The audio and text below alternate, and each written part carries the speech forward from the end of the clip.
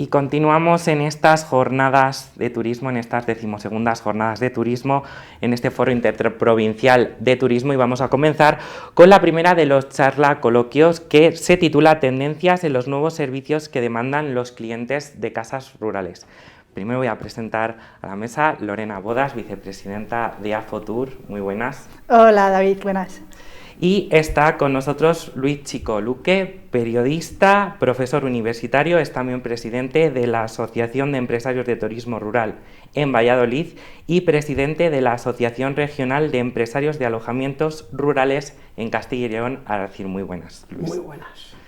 Bueno, pues vamos a empezar con este primer tema, donde vamos a hablar de esos nuevos servicios que demandan los clientes. No sé si quieres empezar tú, Lorena.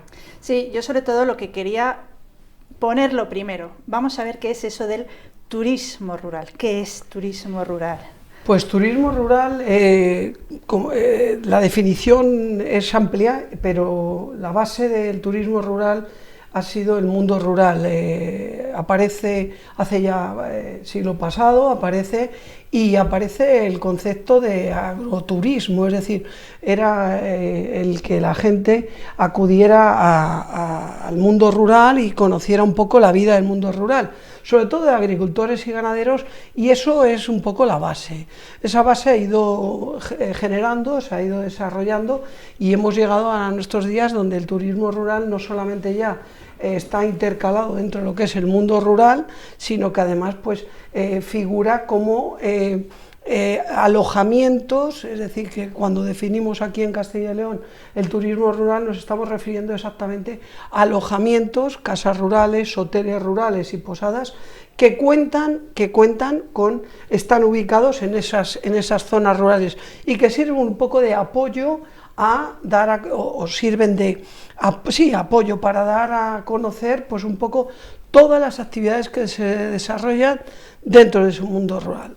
Por poner ejemplos, desde las visitas a bodegas, actividades al aire libre, senderismo, museos, lo que es el patrimonio, la gastronomía, es decir, realmente el alojamiento se convierte un poco en el núcleo para poder potenciar todo lo que es lo demás. Y ahí estaría ubicado ese turismo rural como un subturismo dentro del turismo general.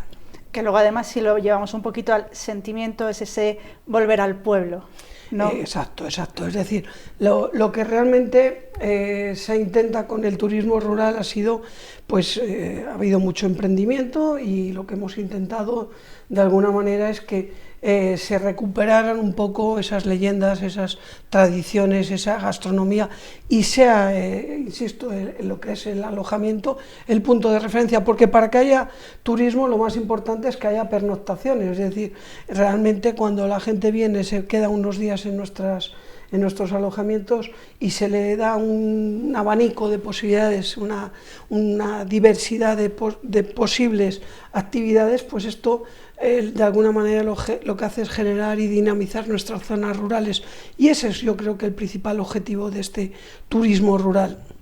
Has hablado de los alojamientos. ¿Qué hace que un alojamiento sea considerado como rural? Porque no solamente además tiene que ver lo que es la casa, el edificio en sí, sino también el número de habitantes que hay dentro de una localidad. Sí, hace ya unos años, ya no recuerdo, 7, 8 más, se hizo una normativa sobre turismo rural. Esa normativa en Castilla y León, pionera de alguna manera, pues tocaba, lo que hacía era dejar 3 modalidades que hemos dicho: la casa rural, el hotel rural y la posada. Eso significa que cada uno de esos alojamientos tiene que tener unas particularidades. Esas particularidades están, entre otras, el estar en poblaciones de menos de 3.000 habitantes y de alguna manera estar ubicadas o ser alojamientos que tengan, pues sean recuperadas casas antiguas, que no sean chalés, que no sean, es decir, hay una serie de normativa muy acertada sobre lo que es el alojamiento. Junto a eso, nosotros, también pioneros, hicimos la categorización que se han ido tomando, ha sido referente un poco a nivel de España, y esa categorización lo que hacía era, en función de los servicios, de la calidad, de la accesibilidad, de toda una serie de aspectos a valorar, pues dar entre 1 y 5 estrellas verdes, que son las que se definen en nuestros alojamientos. De esa manera tenemos una normativa que además nos ayuda mucho, algo que es muy importante, que es la comercialización, la internacionalización. Cuando alguien viene de fuera, sabe que tenemos alojamientos rurales, que son esas 3 modalidades, la casa rural, el hotel y la posada, y además sabe el número de estrellas, que va relacionado con una serie de servicios en función de, ya digo, de lo que puede, de las prestaciones que tiene esa casa. No sé, ahora ya pasando al usuario de estos alojamientos rurales, no sé cuál es el perfil que define al usuario de alojamiento rural. Hombre, el perfil, mira, hay una cosa muy clara. Cuando generalizamos, la verdad es que está muy bien, porque al generalizar decimos cuál es el perfil que tenemos, pero es que habría que hacerlo al revés. ¿Cuál es la estrategia de lo que queremos que venga? Realmente lo que nos interesa que venga es un turismo familiar, y eso es lo que estamos enfocados ahora mismo. El gran reto ahora es el turismo familiar, pero fíjate, si ya vamos a determinadas poblaciones, a determinados momentos, no siempre es el turismo familiar. Puedes hablar de un turismo internacional, puedes hablar de un turismo de parejas, puedes hablar de muchas modalidades de turismo a la hora de percibir o de conseguir un público objetivo. Te voy a poner un ejemplo ahora mismo. Yo ahora mismo no me interesa el turismo familiar. ¿Por qué? Ahora mismo en mi propio negocio. ¿Por qué? Porque tengo la vendimia y cambio totalmente de perfil. El perfil que busco ahora es un perfil de gente un poquito más mayor, gente que tenga, sí puede ser que esté relacionada con el mundo del vino, que no venga con niños, por ejemplo, porque puede ser un hándicap a la hora de hacer una visita a una bodega. Es decir, que cuando hablamos del perfil va un poco en función de la estacionalización. Otro de los grandes problemas que tiene el turismo rural es que decimos turismo familiar, ya, pero familiar y amigos, que lo voy a unir. Pero claro, si tú vas a la Nochebuena, estamos hablando de turismo familiar. Si vas a la Nochevieja, turismo de amigos. Si vas a la Semana Santa, turismo religioso o turismo de naturaleza. Es decir, que no hay que olvidar que el alojamiento lo que hace es servir un poco de enlace entre todas las modalidades que hay. Pero vamos, si tuviéramos que definir en Castilla y León un perfil ideal, el turismo familiar. Hablabas de, por ejemplo, el enoturismo, que es uno de los grupos que demandan este tipo de alojamiento, pero sí que me gustaría saber, así a grandes rasgos, qué es lo que busca el turista, qué es lo que pide. Pues hombre, yo siempre digo que, fíjate, hace unos años ya cuando vine yo por estas tierras, y ¿qué busca la gente? Pues hay que ponerse en el otro lado. No nosotros ofrecer lo que a nosotros nos gusta, sino analizar lo que el que va a venir quiere. Y lo primero que quiere, y nos vamos a un ejemplo claro, las grandes ciudades. ¿Qué es lo que busca la gente? Tranquilidad, sosiego. Eso es la principal. Cuando dice, no, patrimonio, en efecto, le gusta el patrimonio. Pero lo más importante que busca es la tranquilidad. Busca sitios donde haya un contacto con la naturaleza. Es muy importante. Si a eso le añades el tema del enoturismo, pues cómo no, pero claro, tú le puedes tener en un sitio maravilloso disfrutando del enoturismo, pero como no descanse, no vuelve. Es decir, la confortabilidad que tiene el hecho de tener unas casas preparadas donde haya escaso ruido, donde la naturaleza sea lo principal, yo creo que es fundamental. Algo que es muy importante, hay que vender el silencio. Cuando a alguien le dices, hay que vender el frío, hay que vender el silencio, hay que vender... Es que es así. Yo me encanta cuando mis clientes, y lo que pongo yo como ejemplo mío, me sirve para muchísima gente de nuestro sector.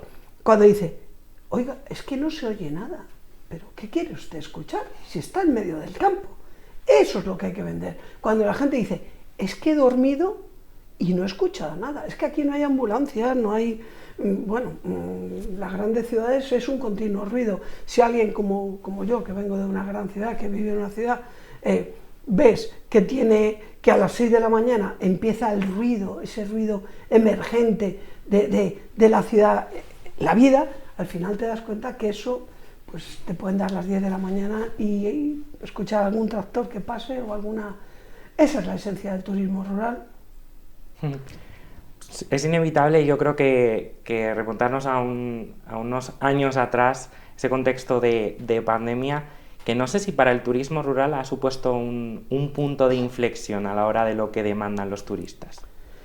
La pandemia ha sido una verdadera, a ver cómo lo digo, una auténtica debacle. Es decir, cuando hablamos de turismo rural hay que tener en cuenta que cuando uno es un empresario y tiene un negocio y vive de él, sea del sector que sea, y le cierran durante 1 año y medio, sobrevivir es bastante complicado. Hay que darle, como siempre decimos, al ingenio, a la creatividad y a trabajar mucho y tener suerte de, en algunos casos, tener colchón, pero mucha gente ha tenido que hacer... Bueno, yo siempre puse un ejemplo en plena pandemia de gente que ha tenido que vender joyas, gente que ha tenido que acudir a los últimos recursos para poder sobrevivir en el turismo rural. La pandemia ha sido algo muy duro, pero bueno, siempre de todo lo negativo que ha podido ser, surge uno con más fuerza y además te da posibilidad siempre de ver oportunidades. Hay que ver que la crisis, cuando dicen no es que hay crisis, bueno, la crisis lo que hace es agudizar el ingenio y la creatividad, y en eso nosotros que estamos en el mundo rural y luchamos contra todo este tipo de problemáticas, conectividad, bueno, muchas problemáticas, pues somos reyes de eso, de la improvisación y de salir adelante. Precisamente me decías que con el tema de la pandemia, antes no había tanto problema en compartir, por ejemplo, un hotel rural, y ahora ya sí que la gente prefiere más casas solo para ellos, o incluso de llegar a coger todas las habitaciones de un propio hotel rural. Si va la familia, va la familia. Sí. Es como todo, después de la pandemia nos han enseñado, o la gente ha cambiado sus hábitos y costumbres. Ahora es más difícil, no digo que no se dé, pero en muchas ocasiones la gente va buscando la exclusividad de tener el alojamiento para ellos. No quita para que la gente siga compartiendo en los hoteles, pero fíjate, en el concepto de turismo rural la gente prefiere quedarse con el alojamiento completo a la hora de no compartir con otra gente, quizá también no solo por el tema de la pandemia, sino porque también estamos volviéndonos un poquito, el cliente cada vez es más exigente, el que no tiene niños o no quiere compartir con niños, pues los evita, el que no quiere compartir mascotas los evita, es decir, realmente estamos viendo que la gente pues busca la tranquilidad, ese sosiego, y si puede eludir cualquier tipo de problemática que pueda venir añadida, pues mucho mejor. Por eso el turismo familiar, viene una familia y la familia o se ponen ellos de acuerdo o fíjate, y ese es el tema. Pero claro, sí que es cierto que la gente busca de alguna manera tener esa capacidad de tener el alojamiento completo. Viene bien para el turismo rural y bueno, pues también es un refuerzo que ha tenido el turismo rural, ¿no? Tenemos una serie de recursos que son los observatorios que nos ofrecen plataformas como por ejemplo Club Rural o Escapada Rural, que además nos han facilitado ellos sus datos y a los que les estamos muy agradecidos, y nos hablan sobre nuevas, es que no le quiero llamar exigencias, nuevas peticiones, nuevas peticiones que nos hacen los turistas, las personas que vienen a nuestros alojamientos. Y entre ellos, pues por ejemplo, está que piden que se puedan admitir mascotas. Ahí yo voy a decir una cosa que es importante también. El que viene es un urbanita, y el urbanita que viene buscando la tranquilidad y el sosiego y tal, se tiene que dar cuenta que viene a un pueblo, y en un pueblo, y ahora te contesto a lo de las mascotas, y en un pueblo tenemos gallos, tenemos olores, porque estamos en el campo, entonces donde fueres haz lo que vieres. Y contestándote a lo de las mascotas, las exigencias, hombre, las exigencias que tiene el cliente son cada vez mayores. La gente quiere venir a un pueblo de 70 habitantes o de 100 habitantes y tener los mismos servicios que tiene una gran ciudad. Error, porque es que no es así. Es decir, si en un pueblo el pan va el panadero con un pito y con una furgoneta, pues aquí no hay panaderías, ni hay servicios de 24 horas, ni ni farmacia, nada, ni ni médico. farmacia. Sí, aquí hay que adaptarse a lo que tiene el pueblo, y ese es el trabajo que tiene que hacer el que viene a nuestros alojamientos, adaptarse, como nosotros nos adaptamos cuando vamos a cualquier otra parte del mundo, porque sí que tenemos esa capacidad. Y con respecto a las mascotas, pues sí, lo que pasa es que yo siempre digo que hay que adaptarse. Vienen, te piden, oiga, una mascota sí, pero mire, la casa tiene estas condiciones. La mascota no puede dormir en las camas. No es que en mi casa, es que es su casa, esto es un alojamiento. Ese alojamiento tiene que tener unas medidas que tiene que poner muy claras a la hora de la persona que viene, porque tú no vienes a tu casa, aunque les trates como si estuvieran en su casa. Necesitamos que se haga un respeto, y muchas veces el problema es como los niños, es como mucha gente. El problema no está en las mascotas, está en la educación, en los valores, en el respeto en todo. Entonces yo estoy encantado cuando veo gente que dice, no, es que mi mascota es muy limpia, es muy tal, igual, y podría poner un ejemplo rápido, cuando dice, es que mi mascota en el piso hace pis en un empapador. Y llega a mi casa y le digo, señora, le va a tener que explicar a su perro la diferencia entre empapador y alfombrilla, porque se acaba de hacer pis en el felpudo o en la alfombrilla. Es así.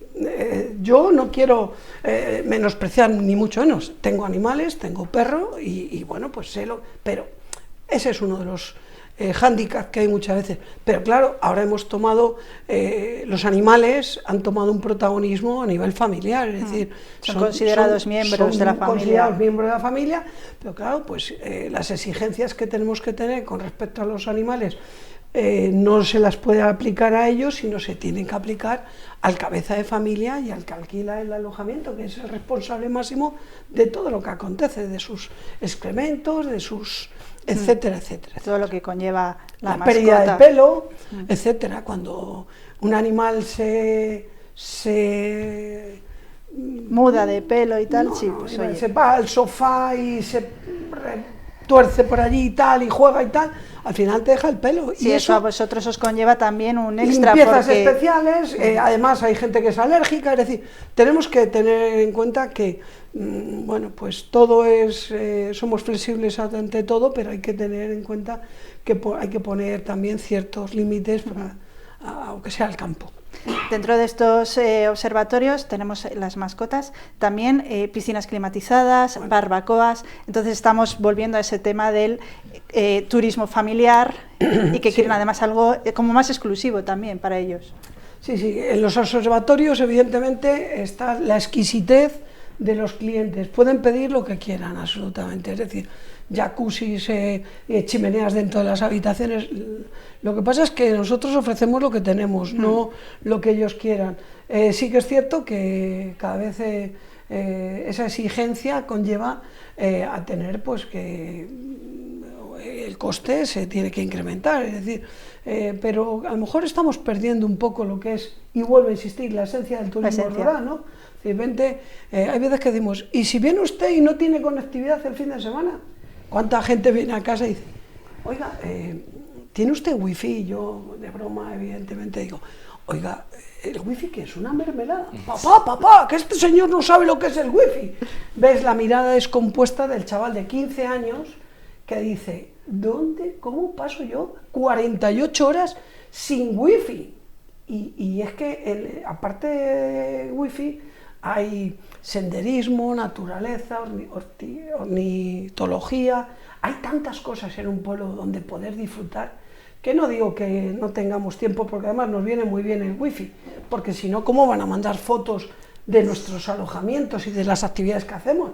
Porque es importante que las manden. Esa es otra manera de promocionar, y es uno de los problemas que tiene el sector cuando no ha llegado esa conectividad aún a muchos de nuestros pequeños pueblos.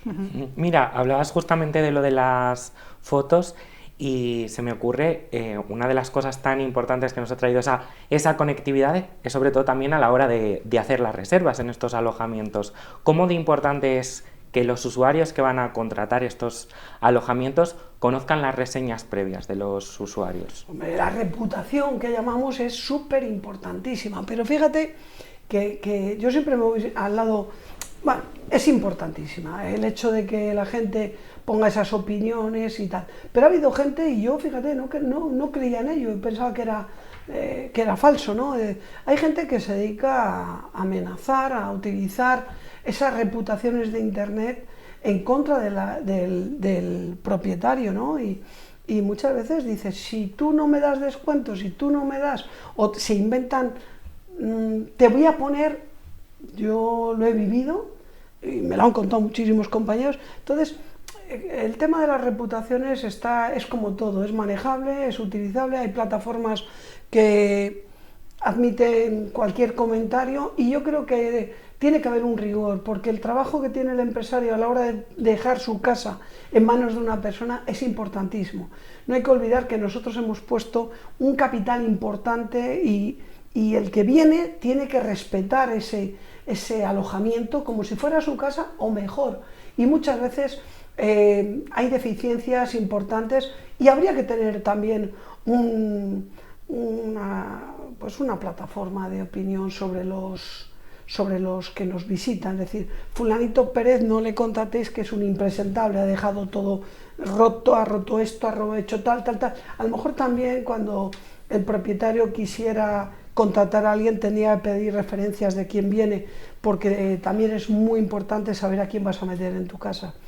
No es una respuesta pero creo que puede ir en eso. Y es importante el que haya una buena reputación, pero que haya opiniones malas tampoco es malo, porque muchas veces esa gente que hace opiniones malas es gente que no es del turismo rural, son gente urbanita que a lo mejor es el primer contacto que han tenido con el mundo rural, y yo conozco algún caso y llegan y se creen que, bueno, pues vienen a un hotel de 3, 4, 5 estrellas en el mundo rural y quieren que el jacuzzi, tengamos la fiesta en paz. Es decir, una cosa es una cosa y otra el aparcamiento. Bueno, no recogen ustedes las llaves de... No, esto es que no tenemos conserje aquí, ¿sabes? No. Y el aparcamiento tiene usted todo el pueblo para aparcar, toda la calle. Es decir, hay veces que la gente es un poquito... se tiene que adaptar. Hablabas justamente de este tema, que sí que te queríamos preguntar sobre ello, que es ¿qué se pide desde los alojamientos rurales a los clientes? Yo siempre digo simplemente una cosa: respeto. El respeto, y cuando digo respeto es que cuando alguien entra en una casa se dé cuenta del cariño, el trabajo, el esfuerzo que ha supuesto poner eso, y cómo alguien como nosotros, que dejamos nuestro hogar, dejamos nuestras casas para que la gente haga algo que es muy importante, sea feliz, porque nuestro principal objetivo es que la gente disfrute de esos fines de semana, de ese tiempo, y disfrute de la felicidad. Nosotros somos vendedores de felicidad, y ese es nuestro gran reto. Yo cuando viene la gente digo, toma mi casa, disfrútala, pero respétala. No puedes tener gente que luego llegues y entres en tu casa y digas, te han roto esto, lo otro, se han llevado cosas, porque entonces te das cuenta a veces que esa ilusión que tienes de ver feliz a los demás, porque el hostelero, el restaurador, la gente del turismo rural, somos gente que disfrutamos viendo felices a los demás, y eso es algo muy, muy, muy importante. Entonces, ¿qué pedimos? Pues ese respeto. Y cuando digo respeto, llámalo educación, llámalo X. No sé si te contesto, David. Sí. Es que además que la casa rural no solamente es eso, es que es algo que va incluso más allá. Ya no estamos hablando ni de que sea una oficina de turismo que está ahí permanentemente, sino que sois un revulsivo para la zona. Hasta, fíjate, estoy pensando en esa persona mayor que no tiene familia, o que hace mucho tiempo que no ve a los nietos, ver familias, que hay niños por allí. la alegría que les genera. Pero es que te van a consumir al bar del pueblo, se puede generar un restaurante en el pueblo de al lado, etcétera, etcétera, ¿no? Lo hemos hablado más de una vez, el turismo rural es una herramienta de dinamización, es una herramienta súper importante para combatir la despoblación, pero no solamente para hacer que las calles en verano, y voy a hacer ahí ese paréntesis por la poca diversificación y estacionalidad del negocio, para que en verano veamos las calles y las plazas de los pueblos con niños, sino porque hay algo muy importante, lo has dicho y lo hemos comentado alguna vez, somos las oficinas de turismo permanentes. ¿Por qué?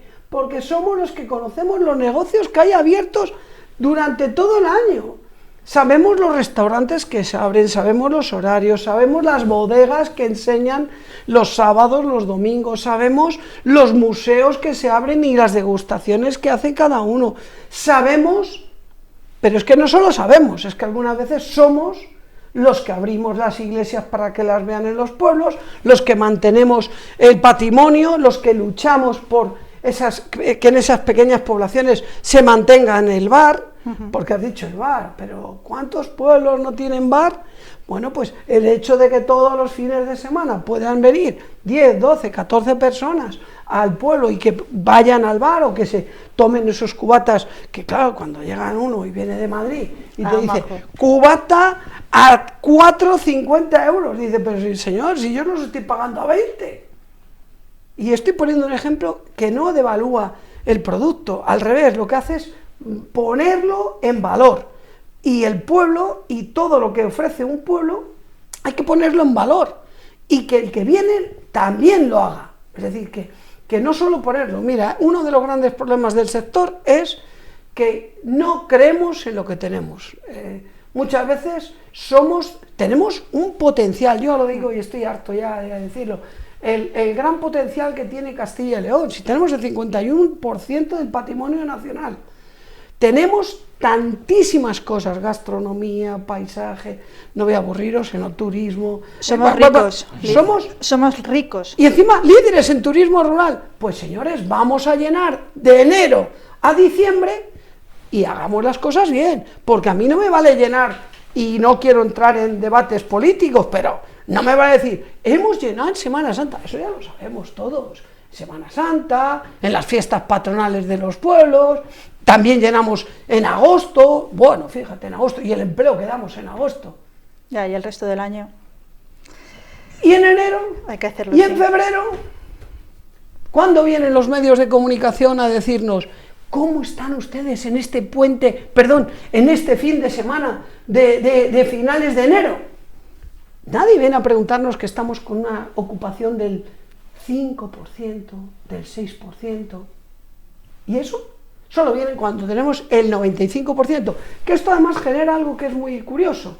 Cada año más gente quiere abrir casas rurales porque se cree que esto es la panacea. ¡Buah! Se gana una pasta, sí señores, pasta, no voy a decir marcas, pero mejor las de comer que la pasta económica. Realmente el que quiere ganar dinero en el turismo rural tiene que dedicarse, como cualquier otra profesión, 10, 12, 14 horas. Bueno, en algunos casos dormimos las 24 horas pendientes de todo lo que acontece, hasta de las inclemencias meteorológicas que pueden afectarnos. También son importantes, sí. Bueno, yo solo preguntarte ya, perspectivas de cara a 2024, y tenemos ahí también esa noticia de el aumento de 3.000 habitantes a 5.000 habitantes para las posadas rurales, hoteles rurales, que parece ser que ya es inminente.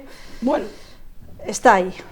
Está ahí, es una medida contraria totalmente al sector, y hay una cosa que es muy importante cuando hablamos de perspectivas. Hay algo que es así. Evolucionar significa, y lo acabo de decir, a mí no me interesa una evolución en ampliación de número de habitantes del turismo rural, al revés, diría que es mejor reducirla, porque la inversión tiene que ir a los pueblos pequeños. Los pueblos pequeños carecen muchas veces de ayudas, carecen muchas veces de esas subvenciones, y el hecho de que se invierta en pueblos pequeños es muy importante, porque Luego lo vemos cuando toda la gente, cuando hay pandemias, cuando hay verano, fiestas y tal, todo el mundo viene a los pueblos, pero luego se olvidan de ellos. Cuando hablamos del turismo rural estamos hablando de algo que es muy importante, es la esencia del turismo rural. Y la esencia no está en poblaciones de 5.000 o de 3.000 habitantes, porque ahí no está la esencia del turismo, ahí están los servicios.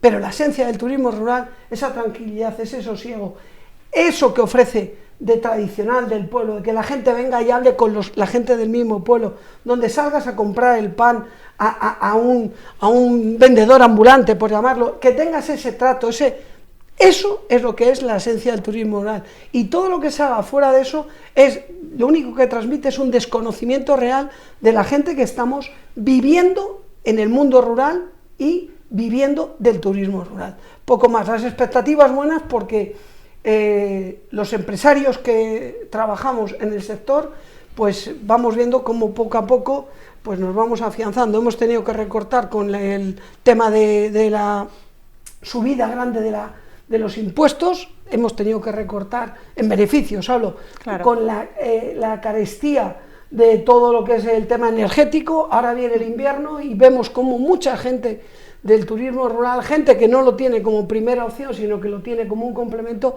cierra en los meses fríos porque no hay quien mantenga una casa a los costes que hay. Y para ser competitivo frente a otras alternativas de alojamientos que muchas veces pues no cumplen los requisitos que deberían de cumplir, y sobre todo los ilegales, pues de alguna manera nos vemos obligados muchas veces a reducir nuestros beneficios y a luchar con creatividad. Lo que siempre digo, hay que en este sector, para hacer feliz a la gente, hay que traer mucho ingenio, mucha creatividad y mucho trabajo.